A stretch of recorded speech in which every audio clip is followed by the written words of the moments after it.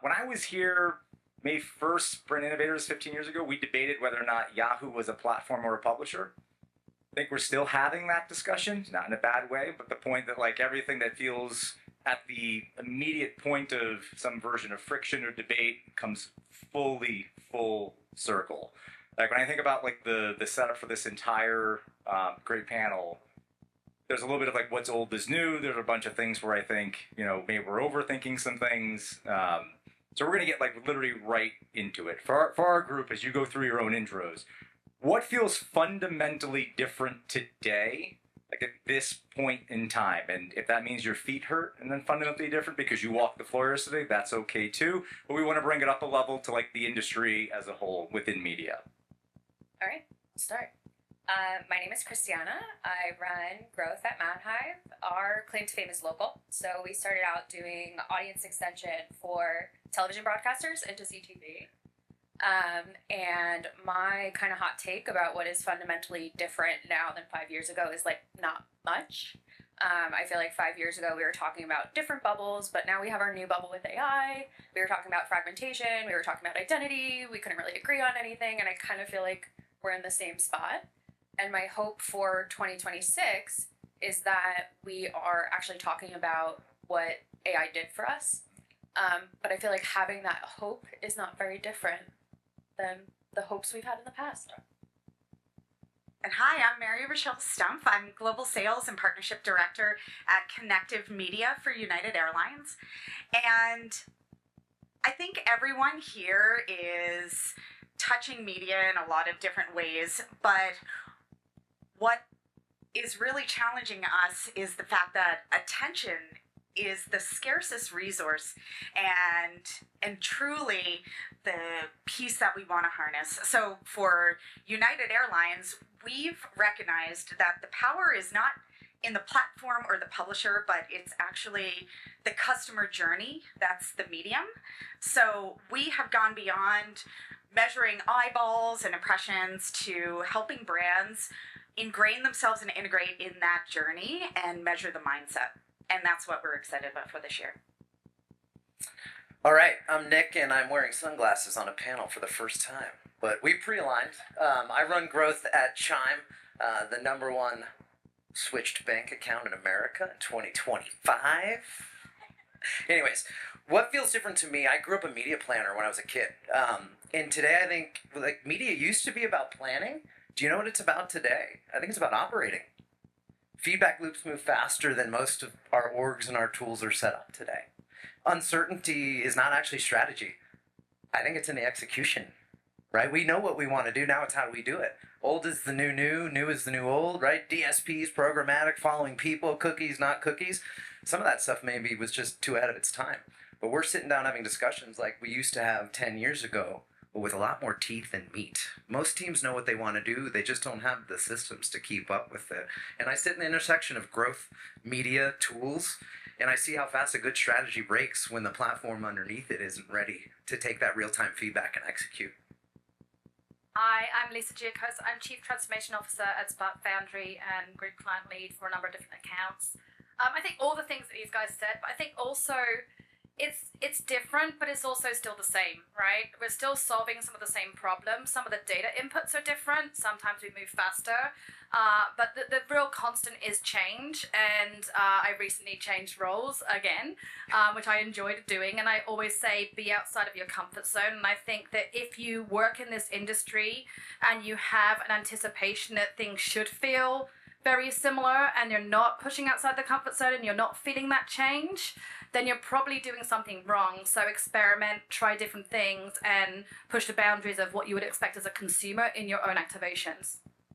Excellent. So if we were here 3 years ago, 5 years ago, what would have been said on this stage, not just by us but by others, that if we looked at it now, we'd say like that was incredibly naive. As an example, like I'm probably the biggest, I don't know, pusher of this piece, which would be, I must have read so many think pieces, seen so many panels, so many keynotes that said, Twitter's dead. 3 years ago. It's dead. Just move on. Like move on to something else. it's going to be Mastodon. It's going to be insert whatever the, du jour platform of the day was. And while rebranded, X is still here. It's arguably growing. The OpEx is better. And that would have felt really naive, like today, if I had known that 3 or 5 years ago. Where, like Nick, to your point, like almost like a wholesale adjustment of the strategy just based on one hot take would have been a failure. So, what from your vantage points 5 years ago relative to today now feels naive? Can I go? Yeah. I think we were just talking about this before. We are obsessed as an industry about saying what is dead. What's dead this year? Holco? No, I don't think so. What was dead 5 years ago? Cookies. Can think of a couple of big partners that still have cookies, right? So we might be using them exactly the same, but we're obsessed as an industry with thinking about what's wrong versus what the next best action and the next right thing to do is. And so I think it's about, when you think about 5 years ago, don't make the same mistakes again and focus on what the outcome you want to deliver is. Focus on how you solve the business problems versus the next shiny thing that we need to be obsessing about being dead, right? Because things don't tend to die completely if they've worked for a while. They just iterate and transform. Or reimagine. I'd say for me, 5 years ago, maybe that was naive, is access to all these platforms is leverage.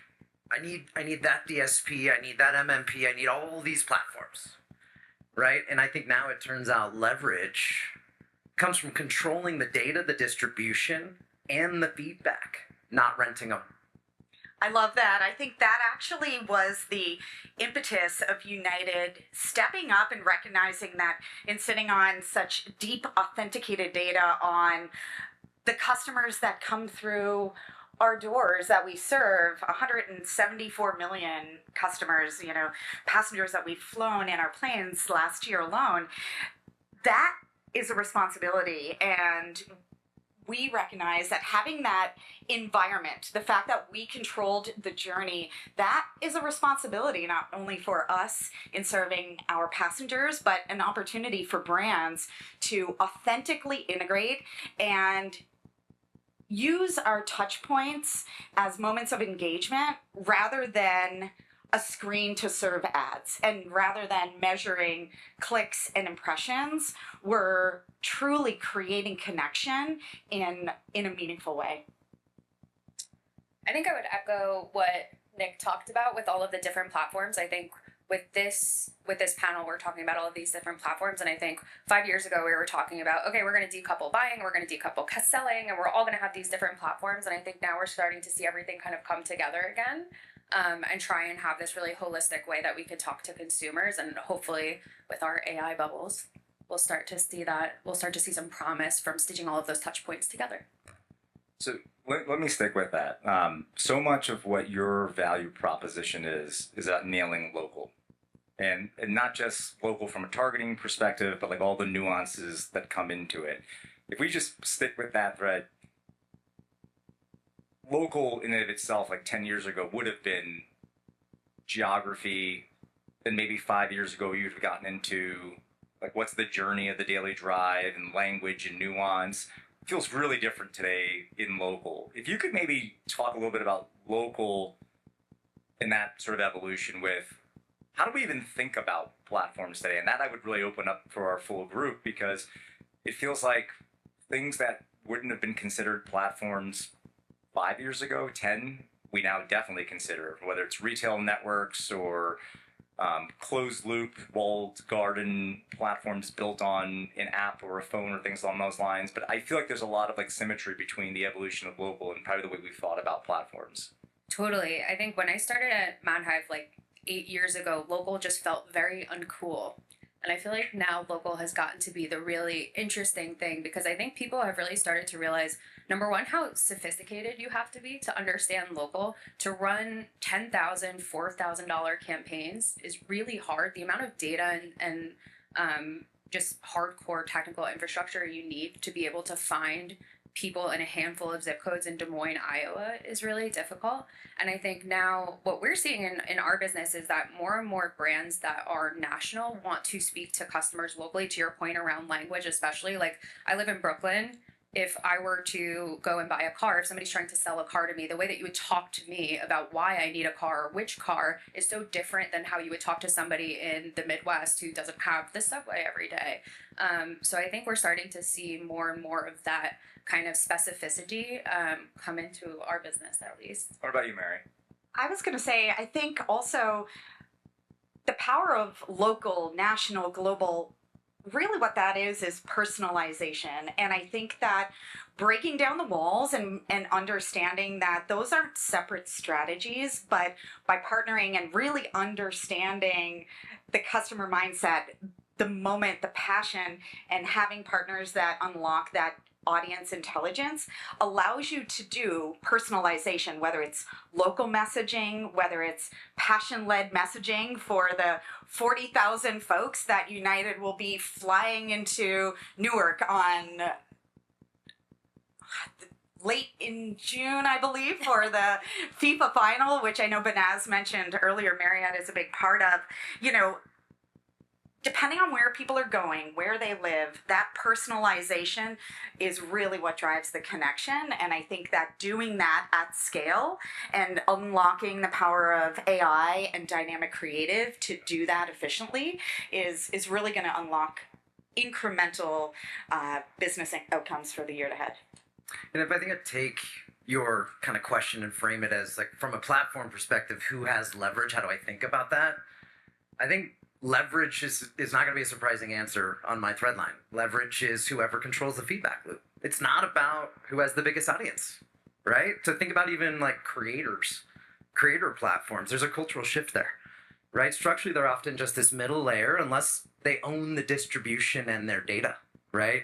And I wrote here, where brands have more power, own surfaces, your own app, product lifecycle, first-party signals, trust equity. The relationship I have with Orlando, my VP of brand right there, we're connecting the funnel in ways we never have been able to do with platforms and data and real-time feedback loops. I'm going to echo what you said in terms of personalization, because it's not necessarily about local versus national. It's about mindset. It's about understanding the data we have, knowing that we can use the power of transaction data to understand the last time they bought. Look at all 5 of us on the stage. Our consumer journeys for the same product could be very, very different. One of us might buy instantly from Instagram. Another might take, weeks to make the decision. And so it's about how we bounce around and understand not only who that person is, where they are, but what they love, how they engage, and then how we are going to reach them with where they are in the consumer journey, using the power of that data to deliver the right experience. And so we were talking before about the power of connection. When you fly, there's a massive opportunity to understand what was the reason for that flight. Very simplistic, really, for me to say that. But there's a very different way that I feel when I'm getting on a plane for work. I mean, I'm sure when you all got on the plane to come to Vegas this week, you probably felt a little bit different than when you're going down to Cancun for a weekend, right? So, your mindset is different. So the types of products, knowing what you might serve me in my seat, are going to be different. And if you can connect that with Riot, then you can also know where I'm going to stay and therefore what kind of other products I might be into from a luxury or economy standpoint as well, beyond the flights and beyond what I'm doing in terms of my vacations versus my business trips, right?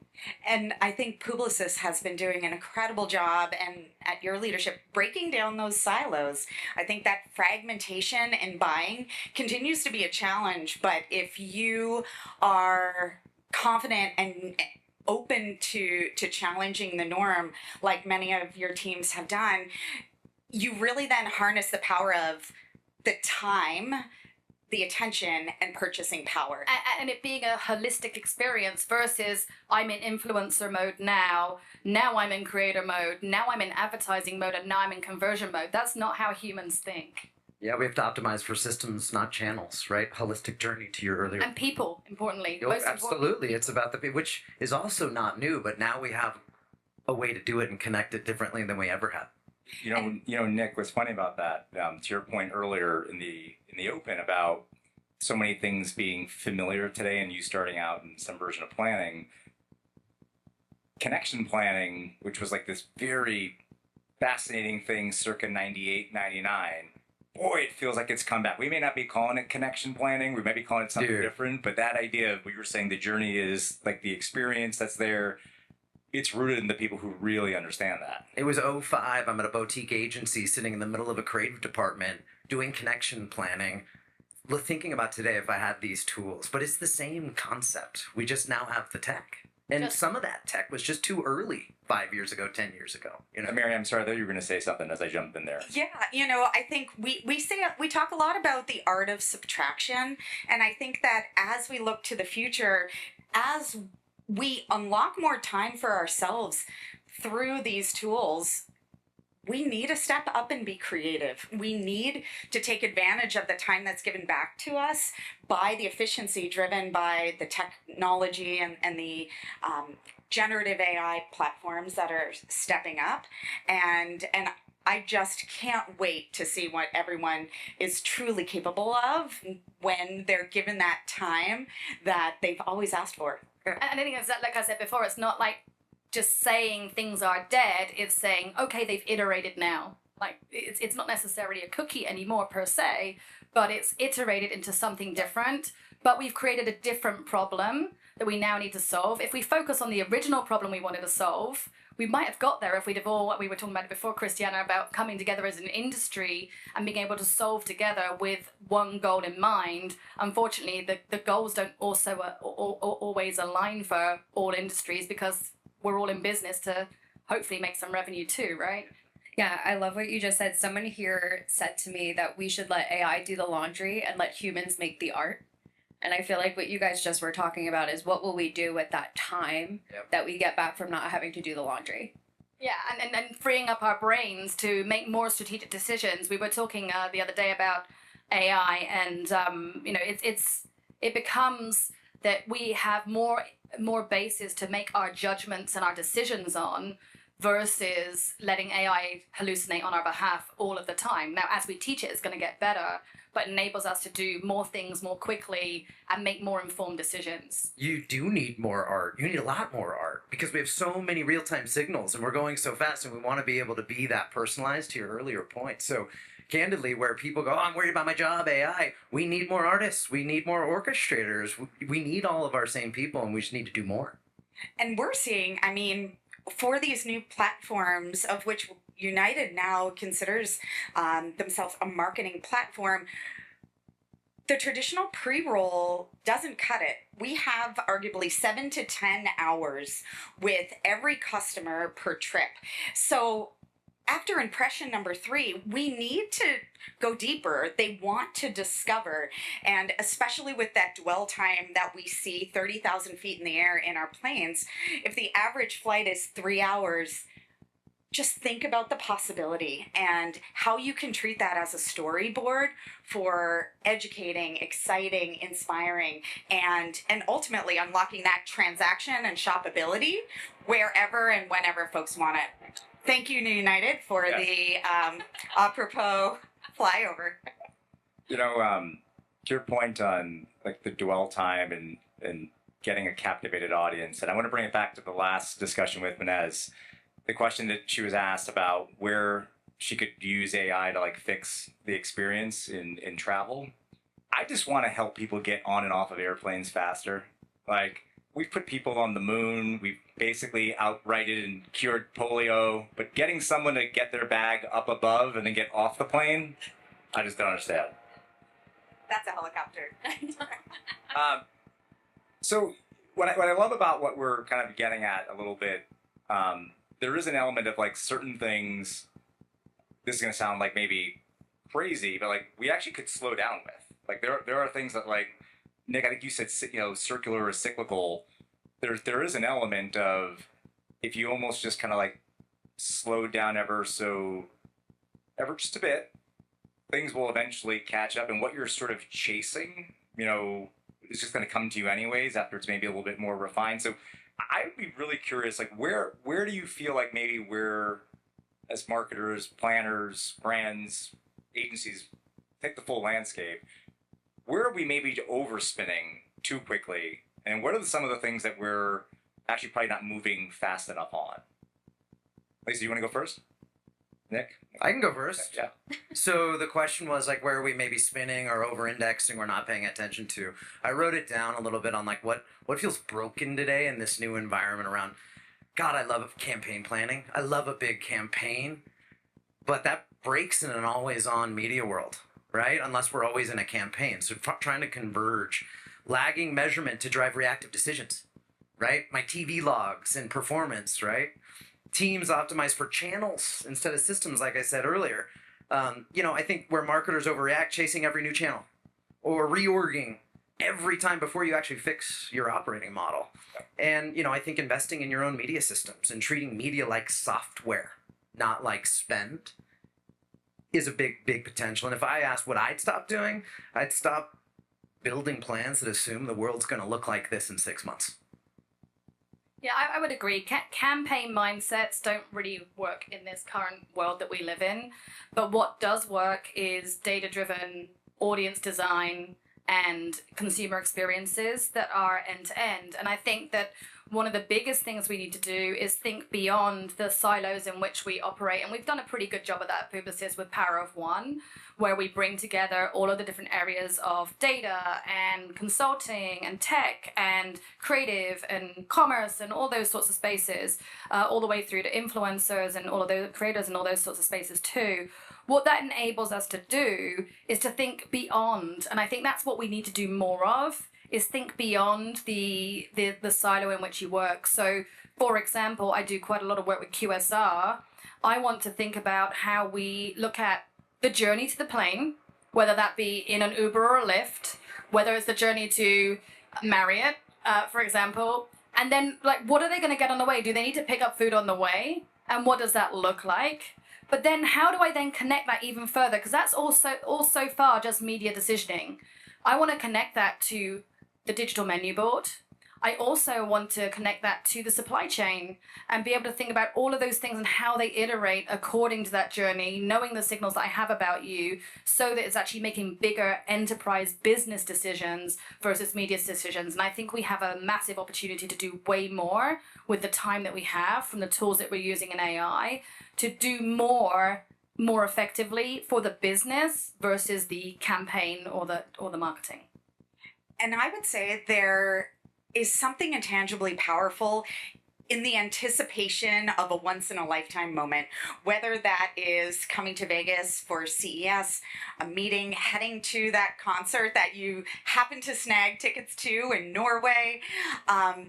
That anticipation is a ripe opportunity to join in the excitement and fuel the energy when customers are along their path before they step into the stadium, before they swipe their key card and embark on what arguably is still a very cluttered advertising marketing world out there. So really helping capitalize on that white space where there's anticipation and passion.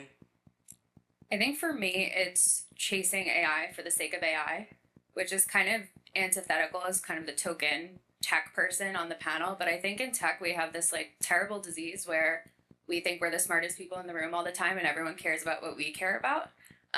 But I think what I would love for us to focus on, especially us on the tech side, is really thinking about how this makes an impact. Like, I feel like we all are like, oh, we have AI, but we could say the same thing about JavaScript. It's kind of the same thing. Like, two things could have JavaScript and one is revolutionary and the other one is garbage. So who cares? We should be talking about what is this going to get for our customers? What outcome is it going to drive? And so that's what I hope we stop spinning on. Yeah, I think the AI thing that you're talking about there is fascinating because it may get worse before it gets better. I fear you're right. Like I've got a high school junior and a college freshman, and both basically have to sign agreements that indicate I won't use AI to do any of my homework. I won't use AI for any of this. There'll be AI checks. It's like, so the marketplace is going to demand people with AI skills, while the education system is basically telling you don't learn AI because learning AI would be a bad thing. And then you're creating this like massive like hole in the side of the donut for the job market in the next 5 or 10 years. But I also think that that's kind of naive too on the school's behalf, because what's not AI? we've all been using AI for decades. That's right. And how do you define what using AI looks like for a kid doing their homework? Like, I used to go to school, I'd pick up the encyclopedia, I'd go to the index, I'd search the subject I had to research. How is that different to going into Google or to ChatGPT and asking the question? It's just a different mechanism to, it's not, and as long as you're not using it to write your full answer, that's still research from a kid's perspective. And I think it's about how we think about how we have to progress in terms of how we use it, and success will be on how we use it versus how we obsess about the next shiny thing. It is about systems. You're right. I mean, it's like I used my buddy's paper and I plagiarized it. There's just a faster, easier way to do it. I didn't. I'm just saying it's the same thing, right? Yeah. So we've got time for one more question. We're going to go quick on this one. What I loved about like the last 25 minutes have been, we've talked so much more about strategy and behavior than we have about tools and technology until you brought it to AI. But no, it's the right thing. And the reason I wanted to go there, for the group, real quickly, what's the one behavior you're sort of looking at that you think we're not watching? But if we don't watch it, all the tech is not really going to matter. Like if you're not watching actually what the user or the audience behavior is. I can start if you want. I think how long have we all been in this industry and talked about data? I want data, I want more data, I want third-party data, first-party data, second-party data, data. I still think data is very important, but I think that the clarity for me is coming, not more data, but it's better systems to use and apply and work with the data. And if I get the last word, the future of media isn't about predicting what works, and I've been pretty consistent up here. It's not about predicting what works. It's about building systems that can adapt when you're wrong. Lisa?